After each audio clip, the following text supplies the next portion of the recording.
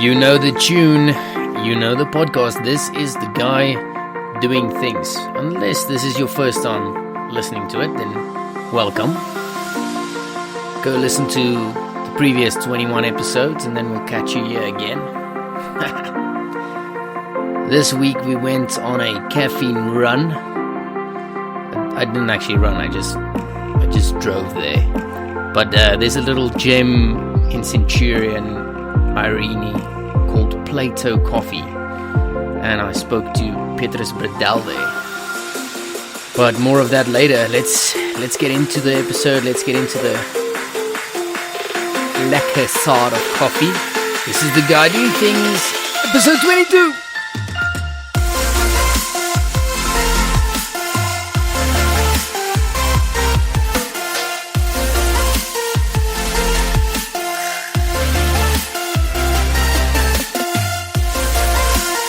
And as you've probably guessed by now, the episode is brought to you by Plato Coffee. Go and pay them a visit, Irene in Centurion. If you don't live close by, pack an overnight bag and still go. It's amazing.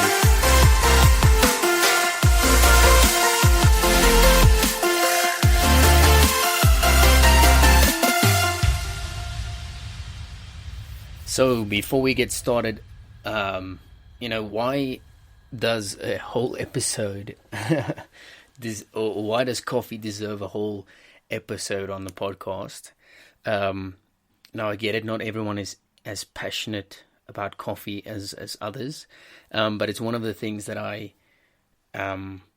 enjoy the most. I'm not an expert per se at it, but I just love good quality coffee. Now whether you're a re-coffee drinker or a Kopi Luwak drinker, all the way to the most extreme, coffee plays an integral role in our lives. And even if you don't think you're a part of it, the global retail value of the coffee market is in excess of $88 billion worldwide. So whether you wake up in the morning with re-coffee or you've been on those camps where they made really bad coffee with condensed milk in that was way too hot to drink, or whether you're in a coffee shop every single day, it's an integral role. It plays an integral role in our lives. And I just wanted to spend a bit of a time on that. Just discuss coffee. I spoke to Petrus Bredel from Plato Coffee, really, really cool place, and passionate businessman. And I think coffee is some of the it's part of most of the adventures that I do. The guy doing things, all about doing things, and most of the time I don't do it without coffee. I'm not going to do a whole theory session on it because there's everything from espresso, cappuccino, latte, affogato, cafe au lait, iced coffee, Vienna, mocha, cortado, macchiato, a red eye, a black eye. You get massive amounts of different coffee styles that you can drink.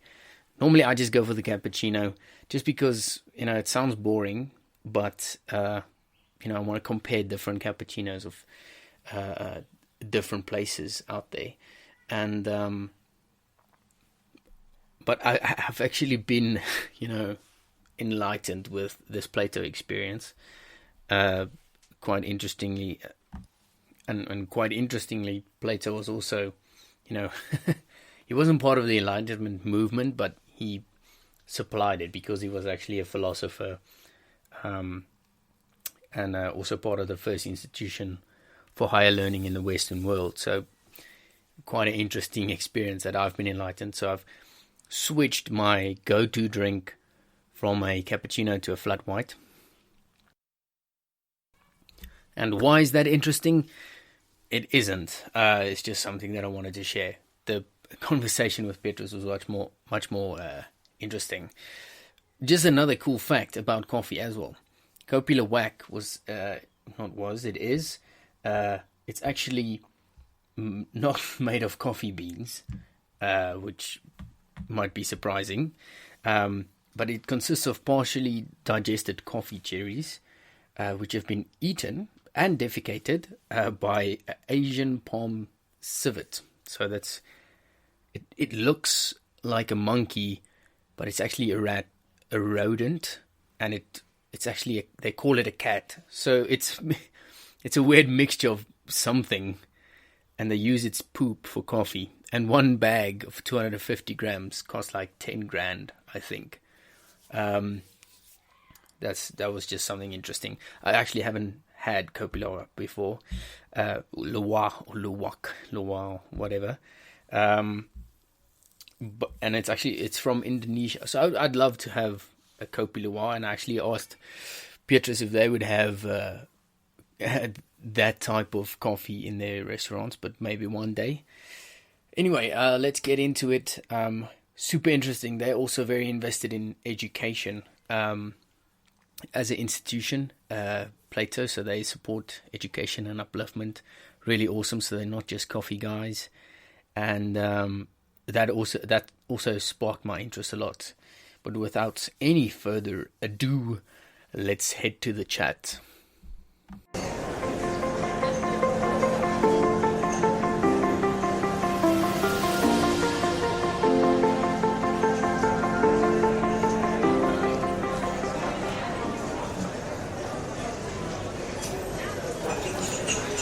So I just had one of the best flat whites that I've ever had, and I'm not just saying it because I'm standing in the restaurant and in front of the owner, but I'm at Plato Coffee in Centurion, and it's such a cool place, such a cool vibe. Literally standing in a container that Petrus built himself, not the whole thing, but most of it. Welcome to the guy doing things, Petrus. Hello, how are you doing? Great, thanks. Better after that coffee. That was awesome. I'm glad you enjoyed it. You don't have to give away all your secrets. I just want to know how do you make a flat white so brilliantly? 'Cause that was the best. Okay, so when we started Plato, or the idea of the company, we thought, okay, what can we do that's better than any company in South Africa? So we went to the best machines, the best grinders, the best bean supplier, and we actually went back to European standards. Okay. Which is we use ristretto shots. Yeah. In the flat white. So a lot of baristas in South Africa, they don't know the difference even between a flat white, your milk, your frothing flat white, cappuccino and latte. So I think that is some small differences in the way we do things that just makes it a good coffee. Yeah. So you just mentioned a few words that I don't think anyone would understand, but they can Google ristretto and all that type of things because it can get quite technical. But the reason that I'm here today is just to chat a bit about coffee and how you how such a big industry can continue thriving in South Africa, and you're actually part of that industry now. So where did the name Plato come from? That's quite a cool name, and the logo is awesome. I dig it. So where did that? Whose brainchild is that? Yeah, initially my brother Stefan. He loves giving back. He loves education and giving back to people that's got less opportunity than most of us. Yeah. So Plato is a Greek philosopher. Yeah. He established like the first Greek or the first university-based structure. In ancient Greek. So we just thought, 30% of the company goes back into a tertiary education fund. Yeah. And that we use to train baristas. We literally take them off the street and train them. And hopefully, obviously, with that, with a growing coffee business, we can employ those people that have been trained. So the whole Plato idea, obviously, is a cool face and cool name. And he's got such cool inspirational words. So it just perfectly fitted into our into the vision that we had with creating work, giving back to schools, to universities, or to people that doesn't have the opportunity to do so. Yeah, that's awesome. I love that. I'm also very passionate about education and about upskilling people. So it's really awesome what you do. So you provide amazing cups of coffee, and it goes for a good cause. And obviously the noise at the back, it's all the coffee machines or whatever, but I love that vibe. while you made my flat white, you mentioned that you have something that can be classified. Is it official yet that it's the best in the world, or do you still need someone to come and grade it? So you have the best freezers in the world, or what do you call it? It's an ice mixture with just a bunch of flavors that we do. Okay. So we've got quite a small menu, but as again I said, we're trying to literally get the best suppliers and just work with suppliers to get the best products that we have. So we don't have a massive 80 menu. We don't have that much food. We do a couple of croissants. Yeah. But we got some suppliers in South Africa, and we try to make some of the best freezers. But it also depends on who makes it.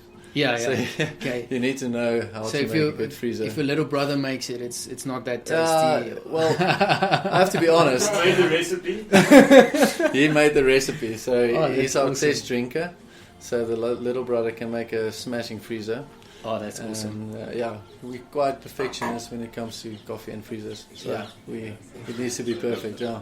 Okay, so you mentioned perfectionism. Is that what you use as a mantra for Plato when you expand, or what is the set of rules you go by when you go out and build new shops and engage with people? The new franchises. Is that a code word, or is that like a slogan you use? Perfection? Is that something? It is not in perfection, but we really want to get quality across the board. Yeah. So also the thing that we feel that the big coffee companies in South Africa, you can go to different cafes, different branches of them, and you don't get the same coffee. You don't get the same quality. This cafe gives you a flat white, but it tastes different than the other one. It's flat white. Yeah. So maybe not perfection is the right word, but to get quality across the board. Yeah. So quality and consistency. Quality and consistency. So whoever is a franchise, we're obviously looking to do strict rules on quality control, all of that. Everything that we do, everything that will be franchised, everything will run through us, so the holding company.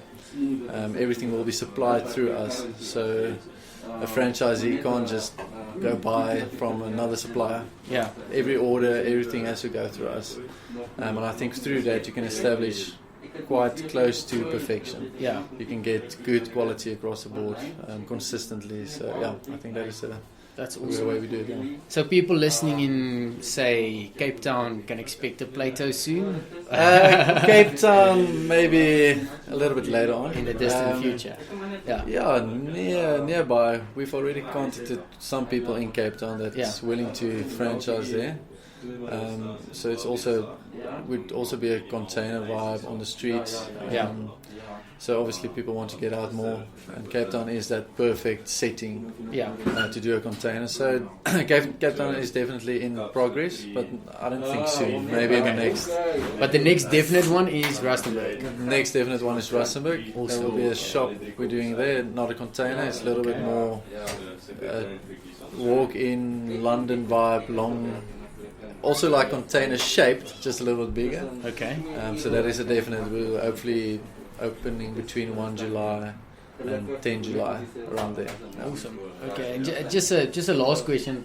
We're standing in the container now, and what in here did you design? Because this is cool that you actually took part of the project in your own hands. I mean, I love it. It looks like it's done by a professional shop fitter. So what did you actually do with this? So the box itself has been co-designed between me and my brother and one of my friends who started architecture. So we thought, okay, what would work? And then the base of the container is built by a company. The granite, what do you call this again? Marble. The marble tops. Looks like, it's also brought in. But me and a couple of guys, we did most of the flooring, the tiling, we painted, we did the outside cladding. So most of the extra shop fitting stuff, not the massive big stuff, me and a couple of other guys did. So most of the grinding hard work we did in here, a lot of hours sitting. So you're not painting. only a perfectionist with the coffee, but also with with the woodworking and all the other fitting. I would love to have a woodworking shop on there as well. So yeah, okay, that would be a big dream. Awesome, man. So you're just at the moment available in Centurion. So people want to. What is this address? We're in Irene Security Village. This is old heritage site. Actually, it's a concentration camp. Right. It was a war in 1920. Around here, so it's in 11 Stopford Road, Irene Security Village. Awesome. So there's a lot of history attached to the site. There's a lot of history, and to the name, obviously, Plato. Yeah, there's a lot of history on. Yeah, hopefully we'll be making history. So. Yeah, hopefully, and hopefully the next interview we'll be doing at a bunch of other sites. Yeah. But thank you for your time. That's I really appreciate it. I'm looking forward to seeing a bunch of Platos popping up around the country. Hopefully. Awesome. Thank you very much.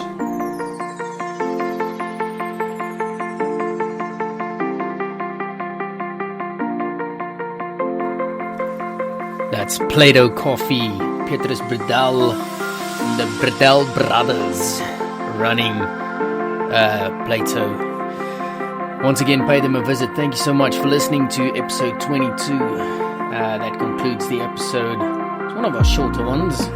We'll be back next week with more. Goodbye.